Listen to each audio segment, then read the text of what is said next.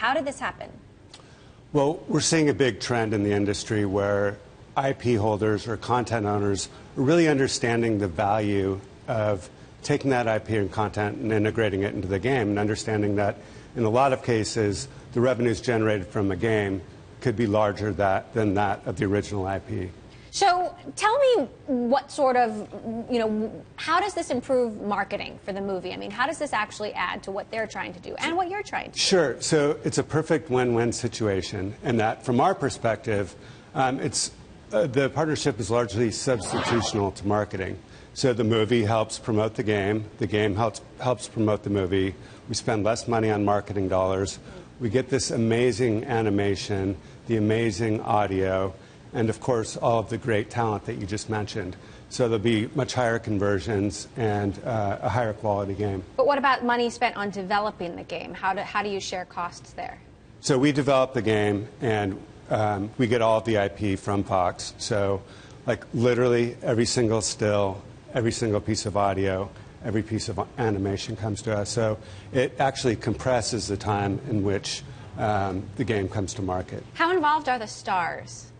The stars are very involved. They star in our games. The most meaningful moments of the games are accentuated by a famous saying or a hilarious saying from the movie. So they're a big part of the character of the game, and what I think really differentiates the game from many other games in the market. We've seen Kim Kardashian's video game do great incredibly well. Yeah. Is that changing Hollywood's approach to video games and marketing? Will we see more of this? Yes, I think definitely. So from our strategic perspective, we're looking at a third to 40% of our new game slate involving some sort of IP, whether it be talent, a celebrity, a movie, a television show.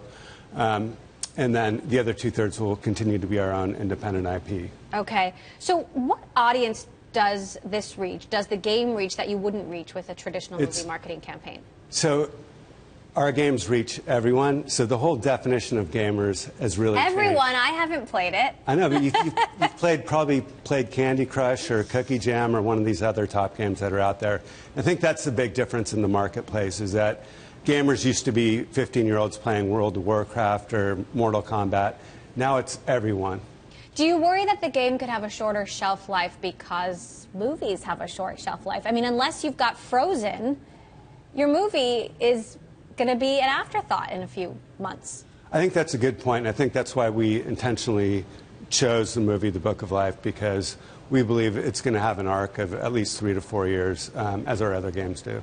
So how is the audience different than an audience that would traditionally download an SGN game or Candy Crush? I mean, do you think you can reach a greater swath of people because you've got Channing Tatum and Zoe Saldana? Yeah, I mean, I think more people will definitely discover it because, Channing Tatum has millions of Twitter followers. Zoe Saldana has millions of Twitter followers. She's been playing the game. So I think a whole new group of people will discover it.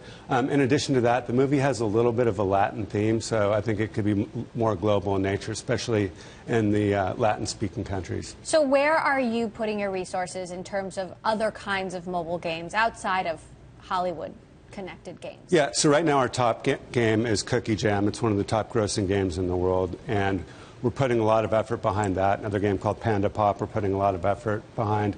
And then international expansion. Japan is now the top market in the world. China will soon be the top market in the world, which will leave U.S. at number 3. So we're focusing very heavily on international as well. Once you find a hit game, is that where you put almost all your eggs? Is that where you focus? How much do you focus on that versus coming up with more hits? So it's a balancing act. So once you have a hit, it's very different than a movie where you start out with 5 people, then you hire a couple hundred, then it goes down to 5 marketing people. For our games, once we have a hit, it goes from 10 people to 20 people to 30 people to 40 people over a 3 to 4 year time period. And then we'll always have 3 or 4 of our top teams working on new games. How's Zynga doing recently? I mean, they've been a perfect example of, your business is a hit-driven business, and if you don't have hits, you don't have a business. Yeah, I think there's different issues in the business. There's platform concentration, which they experienced to a certain degree because they were primarily a dominant force on Facebook web. And then there is game concentration, which is a whole other issue.